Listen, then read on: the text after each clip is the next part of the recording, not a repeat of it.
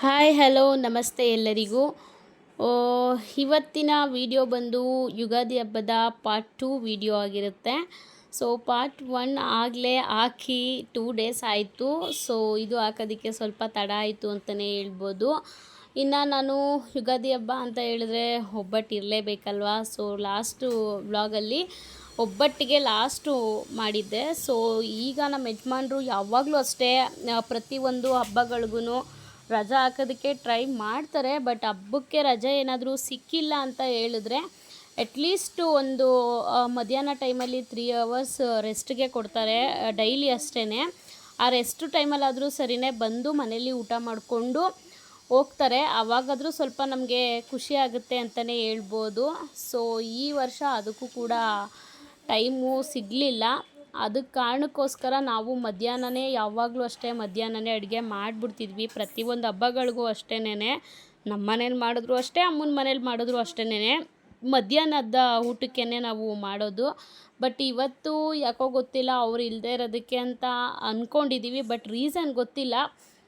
ಅವ್ರು ಇಲ್ಲದೇ ಇರೋದ ಕಾರಣದಿಂದ ಬೇಡ ಅಂತ ಹೇಳ್ಬಿಟ್ಟು ಮಧ್ಯಾಹ್ನ ಅಡುಗೆ ಏನೂ ಮಾಡಲಿಲ್ಲ. ಸೊ ಬೆಳಿಗ್ಗೆ ಬಿಸಿಬೇಳೆಭಾತ್ ಮಾಡಿದ್ದೆ ಮತ್ತು ಸ್ವಲ್ಪ ಸಾಂಬಾರಿತ್ತು, ಅದನ್ನೇ ಎಲ್ಲ ಅಡ್ಜಸ್ಟ್ ಮಾಡಿಕೊಂಡು ಮಧ್ಯಾಹ್ನ ಊಟ ಮಾಡಿಕೊಂಡ್ವಿ. ಆಮೇಲೆ ನನಗೆ ಎಕ್ಸ್ಪೆಷಲಿ ಒಬ್ಬಟ್ಟು ಅಂದರೆ ತುಂಬಾ ಇಷ್ಟ. ಅದೇನು ಒಬ್ಬಟ್ಟಾದರೂ ಆಗಿರ್ಬೋದು, ಅದು ಬಿಸಿ ಬಿಸಿ ಇದ್ದಾಗ ತಿಂದರೆ ತುಂಬಾ ನನಗಿಷ್ಟ. ಆಮೇಲೆ ತಿಂತೀನೋ ಬಿಡ್ತೀನೋ ಅದು ಸೆಕೆಂಡ್ರಿ. ಬಟ್ ಬಿಸಿ ಬಿಸಿ ಇದ್ದಾಗ ನನಗೆ ತಿನ್ನಬೇಕು ಅಂತ ತುಂಬಾ ಆಸೆ. ಆಮೇಲೆ ಅಷ್ಟು ಇಂಟ್ರೆಸ್ಟು ತೋರಿಸೋದಿಲ್ಲ. ಬಿಸಿ ಇದ್ದಾಗ ಮಾತ್ರ 1-2 ಒಬ್ಬಟ್ಟನ್ನ ಹಾಕ್ಕೊಂಡು ತುಪ್ಪ ಹಾಕ್ಕೊಂಡು ತಿಂದ್ಬಿಡ್ತೀನಿ. ಈಗ ಎಲ್ಲರಿಗೂ ಆಲ್ಮೋಸ್ಟ್ ಗೊತ್ತಿರೋದೇ, ಸ್ವೀಟ್ ಏನಾದರೂ ತಿಂದರೆ ಊಟ ಅಷ್ಟು ಸೇರಿಸೋದಿಲ್ಲ. ಬಿಸಿ ಬಿಸಿ ಒಬ್ಬಟ್ಟೆಲ್ಲ ಮಾಡಿ ರೆಡಿ ಮಾಡಿ ಇಟ್ಬಿಟ್ವಿ ಮಧ್ಯಾಹ್ನ. ಸೊ ಅಡುಗೆ ಎಲ್ಲ ಮಾಡೋದಕ್ಕೆ ಹೋಗಲಿಲ್ಲ, ಆಗಲೇ ಹೇಳ್ದಂಗೆ. ಆವಾಗ ಬೆಳಿಗ್ಗೆದು ಟಿಫನ್ನು ಮತ್ತು ಒಬ್ಬಟ್ಟು ಅದು ಇದು ಎಲ್ಲ ಅಡ್ಜಸ್ಟ್ ಮಾಡ್ಕೊಂಡು ಮಧ್ಯಾಹ್ನ ಎಲ್ಲ ಊಟ ಮಾಡ್ಕೊಂಡು ಮುಗಿಸ್ಕೊಂಡ್ವಿ. ಅದಾದಮೇಲೆ ಇನ್ನೂ ಕುಕ್ಕಿಂಗ್ ಅನ್ನೋದು ಇದ್ದೇ ಇರುತ್ತಲ್ವ. ನನಗೂ ಯಾಕೋ ಸ್ವಲ್ಪ ಟಯರ್ಡ್ ಅಂತ ಅನ್ನಿಸ್ತಿತ್ತು. ನಾನು ಸ್ವಲ್ಪ ಹಂಗೆ ಕೂತ್ಕೊಬಿಟ್ಟಿದ್ದೆ. ಅಮ್ಮನೇ ಎಲ್ಲ ರೆಡಿ ಮಾಡಿ ಕೊಟ್ಟರು.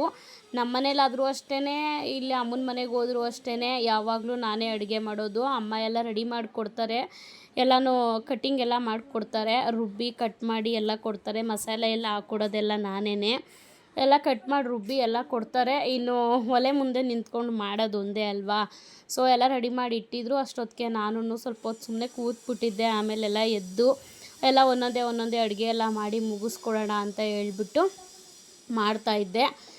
ಫಸ್ಟು ಇವಾಗ ಹಬ್ಬ ಅಂತ ಅಂದಮೇಲೆ ಪಲ್ಯ, ಬೀನ್ಸ್ ಪಲ್ಯ ಇರಲೇಬೇಕು, ಕೋಸಂಬರಿ ಬೀನ್ಸ್ ಪಲ್ಯ. ಸೊ ಲಾಸ್ಟಲ್ಲಿ ಕೋಸಂಬರಿ ಮಾಡ್ಕೊಳ್ಳೋಣ ಅಂತ ಹೇಳ್ಬಿಟ್ಟು ಫಸ್ಟು ಬೀನ್ಸು ಮತ್ತು ಹೆಸ್ರು ಕಾಳು ಎರಡನ್ನೂ ಕೂಡ ಒಂದು ಚಿಕ್ಕ ಕುಕ್ಕರ್ಗೆ ಹಾಕ್ಕೊಂಡೆ. ಆಮೇಲೆ ಇನ್ನೊಂದು ಕುಕ್ಕರ್ಗೆ ಆವಾಗಲೇ ಬೇಳೆನ ಬೇಯಿಸಿ ಇಟ್ಕೊಂಡಿದ್ದೆ. ಸೊ ಆ ಕಾರಣದಿಂದಾಗಿ ನುಗ್ಗೆಕಾಯಿ ಬೇಳೆ ಒಬ್ಬಟ್ಟು ಏನಾದರೂ ಮಾಡಿದಿದ್ರೆ ಒಬ್ಬಟ್ಟು ಸಾಂಬಾರು ಅಂತ ಹೇಳ್ಬಿಟ್ಟು ಮಾಡ್ಬೋದಿತ್ತು. ಬಟ್ ನಾವು ಕ್ಯಾರೆಟ್ ಒಬ್ಬಟ್ಟು ಮಾಡಿದ್ರಿಂದ ಒಬ್ಬಟ್ಟು ಸಾಂಬಾರು ಮಾಡ್ಕೊಳ್ಳೋದಕ್ಕಾಗಲಿಲ್ಲ. ಆ ಕಾರಣದಿಂದಾಗಿ ನಾನು ನುಗ್ಗೆಕಾಯಿನ ತೊಗೊಂಬಂದಿದ್ರು ಅಮ್ಮ. ಸೊ ನುಗ್ಗೆಕಾಯಿ ಬೇಳೆ ಸಾಂಬಾರನ್ನ ಮಾಡ್ಕೊಂಡಿದ್ದಾಯಿತು. ಇನ್ನು ಇದೆಲ್ಲ ರೆಡಿ ಮಾಡಿಬಿಟ್ಟು ನೆಕ್ಸ್ಟು ಇನ್ನು ಕಾಳು ಗೊಜ್ಜಿಗೆ ರೆಡಿ ಮಾಡ್ಕೊಳ್ಳೋಣ ಅಂತ ಹೇಳ್ಬಿಟ್ಟು ಕಾಳು ಗೊಜ್ಜು, ಅದು ನಮ್ಮ ಮನೇಲೂ ಅಷ್ಟೇ ಅಮ್ಮನ ಮನೇಲೂ ಅಷ್ಟೇ 3 ಒಲೆ ಇರೋದ್ರಿಂದ ಬೇಗ ಅಡುಗೆ ಆಗೋಗುತ್ತೆ. ಎಲ್ಲಾದರೂ ಇರ್ಬೋದು, ಒಟ್ಟಿನಲ್ಲಿ ಏನು ಲೇಟ್ ಆಗೋದು ಅಂತ ಹೇಳಿದ್ರೆ ಮಸಾಲೆ ಎಲ್ಲ ಇಟ್ಕೊಂಡು ಎಲ್ಲ ಕಟ್ಟಿಂಗ್ ಎಲ್ಲ ಮಾಡ್ಕೊಳ್ಳೋದು ಅಷ್ಟೇ ಲೇಟು. ಒಲೆ ಮುಂದೆ ನಿಂತ್ಕೊಬಿಟ್ರೆ ಫಟಾಫಟ್ ಅಂತ ಬೇಗ ಆಗೋಗುತ್ತೆ. ಅದರಲ್ಲೂ ಇವಾಗ ಬೇಸಿಗೆ ಆಗಿರೋದ್ರಿಂದ ಸ್ವಲ್ಪ ಉರಿ ತಾಕಿದ್ರೆ ಸಾಕು, ಬೇಗ ಅಡುಗೆ ಆಗೋಗ್ಬಿಡುತ್ತೆ. ಅಡುಗೆ ಕೂಡ ಬೇಗನೆ ಮುಗೀತು. ಏನಂದರೆ ಅದೇ ಆಗಲೇ ಹೇಳ್ದಂಗೆ ಮಧ್ಯಾಹ್ನದ ಅಡುಗೆಗೆ ಮಾಡಬೇಕಿತ್ತು, ಬಟ್ ಆಗಲಿಲ್ಲ ಅಷ್ಟೇ. ಯಾಕೋ ಬೇಜಾರಾಗಿತ್ತು ನನಗಂತೂ ನಿಜವಾಗ್ಲೂ ಹಬ್ಬ ಮಾಡಿದ್ವಿ ಅಂತಲೇ ಅನಿಸ್ಲಿಲ್ಲ. ಯಾಕೋ ಗೊತ್ತಿಲ್ಲ ನನಗೆ. ಒಂಥರ ಎಂಜಾಯ್ಮೆಂಟ್. ಅವರು ಬಂದ್ರೇ ಮಧ್ಯಾಹ್ನದ ಹೊತ್ತು ನಮಗೆ ಖುಷಿ, ಬಟ್ ಅವ್ರು ಬರದೇ ಇರೋ ಕಾರಣದಿಂದನೇ ಅಂತ ಅನಿಸುತ್ತೆ. ಒಂಥರ ಯಾಕೋ ಹಬ್ಬ ಮಾಡ್ದಂಗೆ ಸಮಾಧಾನನೇ ಅನಿಸ್ಲಿಲ್ಲ ನನಗೆ.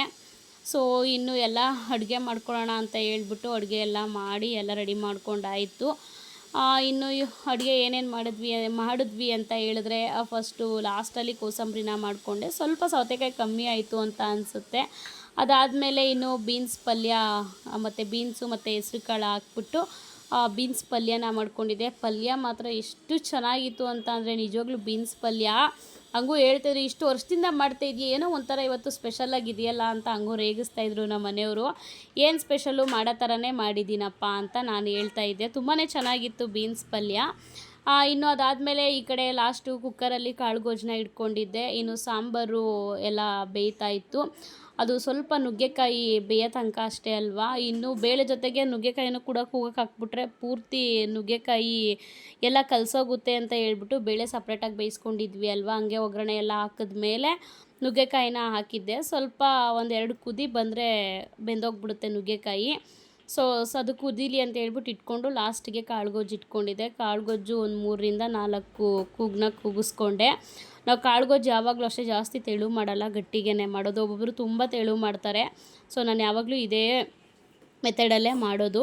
ಇನ್ನು ಅಡುಗೆ ಎಲ್ಲ ಮುಗೀತು. ಇನ್ನು ಅಡುಗೆ ಎಲ್ಲ ಆದಮೇಲೆ ಸುಮ್ಮನೆ ಹಂಗೆ ಕೂತಿದ್ದೆ. ಅಮ್ಮ ಕಾಫಿ ಮಾಡಿಕೊಟ್ರು, ಕುಡಿದ್ಬಿಟ್ಟು ಹಂಗೆ ಕೂತಿದ್ದೆ. ಇನ್ನು ಅಡುಗೆನೂ ಎಲ್ಲ ಮುಗೀತು. ಲಾಸ್ಟಲ್ಲಿ ಊಟ ಮಾಡಬೇಕಾದ್ರೆ ಒಂದು ಹಪ್ಳ ಒಂದು ಹಾಕ್ಕೊಳ್ಳೋಣ ಅಂತ ಹೇಳ್ಬಿಟ್ಟು ಕೂತಿದ್ದೆ. ಅಷ್ಟರಲ್ಲಿ ಒಂದು ಸ್ಯಾರಿ ತೋರಿಸಿದ್ರು ಅಮ್ಮ, ಹೊಸ ಸ್ಯಾರಿನ.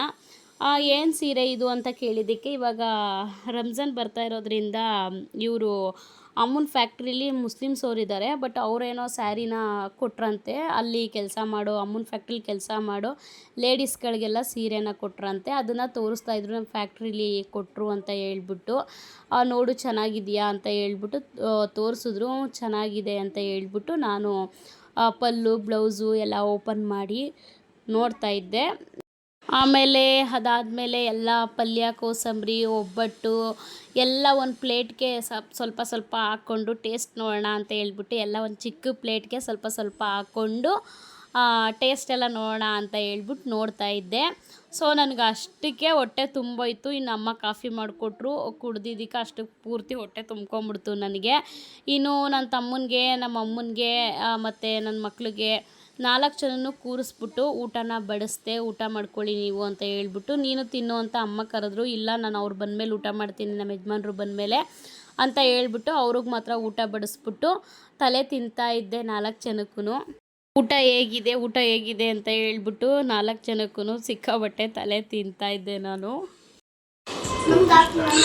ಇಲ್ಲಿ ಯಾರಿಗೆ ಏನು ಬೇಕು ಕೇಳಿ ಹಾಕಿಸ್ಕೊಳ್ಳಿ, ಯಾರು ನಾಚ್ಕೋಬೇಡಿ. ನೆಂಟ್ರೆ ನೀವು ಕೂತ್ಕೊ ಉಣ್ತಿರೋರು. ಊಟ ಹೆಂಗಿದೆ ಅಂತ ಯಾರು ಸೊಲ್ಲೇ ಇಲ್ಲ. ಓಕೆ, ಯಾರು ಹೇಳಲೇ ಇಲ್ಲ.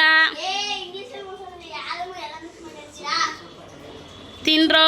ಸುರಕ್ಷಾ ಹೆಂಗಾಯ್ತವ ಮಮ್ಮಿ ಮಾಡಿರೋದು? ಯಶವಂತ್ ಗೌಡ, ಯಶು ಹೆಂಗೈತೆ ಊಟ? ಅವನಿನ್ನೂ ಎಲ್ಲ ಟೇಸ್ಟ್ ನೋಡೇ ಇಲ್ವೇನೋ. ಅಚ್ಚಾ ಹೇ. ಬೀನ್ಸ್ ಪಲ್ಯ ಹೆಂಗೈತೆ? ಬಾಯಿಗೆ ಹಾಕೋ. ಹೆಂಗೈತೆ ಹಂಗೆ. ವಕರ್ಷ್ ಹೆಂಗೈತೆ? ಮದರ್ ಇಂಡಿಯಾ ನಲ್ಲ ಇರ್ಕುದ. ಹೇಳಲೇ, ಒಳ್ದಾಕ್ಬಿಡ್ತೀನಿ ಹೇಳು. ಪಲ್ಯ ಸೂಪರ್ಗೈತಲ್ಲ.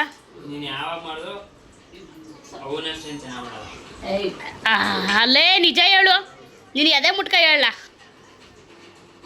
ಮನ್ಸಾರೆ ಹೇಳು. ನನ್ನ ಮಗನ ಇನ್ನೊಂದ್ಸತಿ ನಾನು ಅಡುಗೆನೇ ಮಾಡಲ್ಲ ಆಮೇಲೆ. ಹೇಳ. ಹಾಂ, ಈಗ ಮಾಡು ಅಂತ ಹೇಳ್ದ ನಮ್ಮವ್ವ.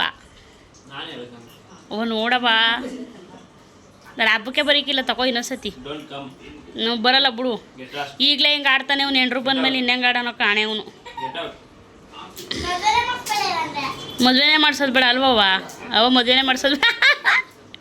ಮದುವೆನೇ ಮಾಡಿ ಓ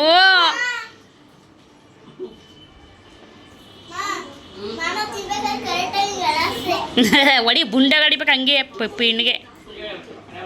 ನನ್ನಂಗೆ ಹೇಳ್ತಾವಳು ಅವಳು ಬೇಡ ಅಂತ. ಇವನು ಏನು ತಿಂದಿಲ್ಲ, ಏನು ಸರಿಯಾಗಿ ಹೇಳಿಲ್ಲ. ಗೂಬೆ ನನ್ನ ಮಗನೇ, ಒಬ್ಬಟ್ಟು ಖಾಲಿ ಆಯಿತು ತಾನೇ. ಸಾಂಬಾರು ಅನ್ನ ತಿನ್ನು, ಒಂದು ತುತ್ತ. ಸಾರನ್ನ ಹೆಂಗೈತವ? ಸಾಂಬಾರು ಹೆಂಗೈತೆ? ಚೆನ್ನಾಯ್ತಾ? ಒಂದು ತುತ್ತು ತಿನ್ನು. ಕಾಳುಗೊಜ್ಜು ತಿನ್ನು, ಹೆಂಗೈತೆ ಹೇಳು. ಒಬ್ಬಟ್ಟು ಮಾತ್ರ ಮಸ್ತು ಮಲ್ಲೈಕ.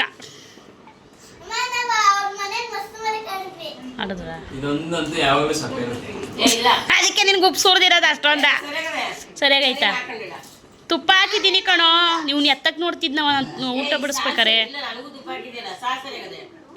ಚೆನ್ನಾಗಿಲ್ವಾ? ಹಾಂ, ಹೆಸರು ಬೇಳೆ ಮಾಮೂಲಿ ಚೆನ್ನಾಗಿರುತ್ತೆ. ಹಪ್ಪಳ ಎಲ್ಲ ಅಂಗಡಿ ಇರೋ ತಂದಿರೋದೆಲ್ಲ ಚೆನ್ನಾಗಿ. ಲೋಕಿ ಡೈಲಾಗ್ ಹೊಡಿತಾವನೆ ಅವನು. ಉಪ್ಪು ಮಾಮೂಲಿ ಉಪ್ಪು ಇರುತ್ತೆ. ಉಪ್ಪಿನಕಾಯಿ ಹುಳಿ ಉಪ್ಪು ಇರುತ್ತೆ ಅಷ್ಟೇ ಗೈಸ್. ಅನ್ನ ಚೆನ್ನಾಗೈತೆ ಹೇಳಿ. ಬಾಯಿ ಬಿಡೋದಲ್ಲ, ಬಾಯಿಗೆ ಹಾಕೋದು. ಅಲ್ಲ ನೀವೇನು ಹಬ್ಬದ ಮಾಡೋದು ಕುಲ್ವ ಇಬ್ರುವೆ? ಹಳೆ ಬಟ್ಟೆನೇ ಹಾಕ ನಿಂತ್ಕೊಂಡಿದ್ದೀರಲ್ಲ ಇಬ್ರುವೆ. ಒಂದು ಏನು 2 ಅವರ್ ಹಾಕೊಂಡ್ರೆ ಹೊಸ ಬಟ್ಟೆನಾ ಅಷ್ಟೇ.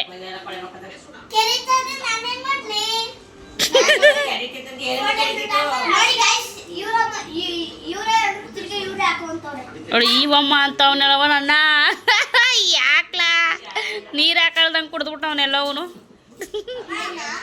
ವಾ ಏನ ಅಂತವನ ಊಟ ಸಾಂಬಾರನ್ನ ನೀರು ಹಾಕಳ್ದಂಗೆ ಕುಡಿದ್ಬಿಟ್ಟಿದೀಯ ಅಂತ.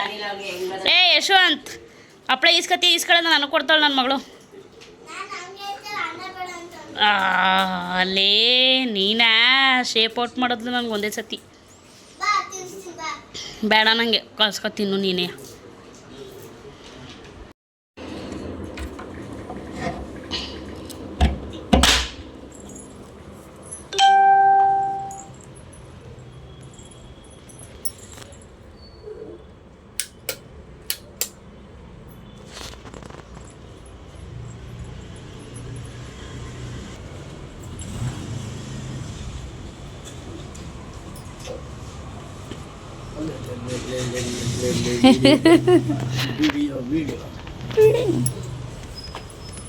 ಪಾಪ ಮಗ ಸಾಕಾಗಿ ಬಂದು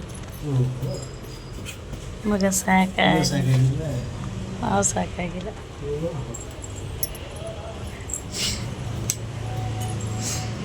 ಇವ್ರು ಆಕಳಿಸ್ಕೊ ಕೂತವ್ರೆ